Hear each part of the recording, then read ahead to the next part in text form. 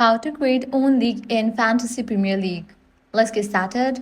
First, launch your Premier League app or head over to the website of Premier League, provide your credentials and log into your account. Now what you need to do is head over to the Fantasy tab. Over here you're gonna find the Fin option. Scrolling down you're gonna find this section of Leagues and Cups. Click on the option Configure Leagues. You will be directed to this page, Leagues and Cups. Click on the option Create and Join New Leagues and Cups. Here you're gonna get two options. Select the option Create a League and Cup.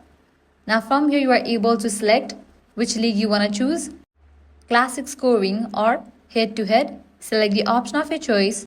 So I have selected Classic Scoring. You'll need to fill this. Type in the league name, scoring starts, and once you do that, click on the option Create. And just with that, you have created your own league in Fantasy Premier League. If this guide helped you out, do not forget to like, share and subscribe. Thanks for watching.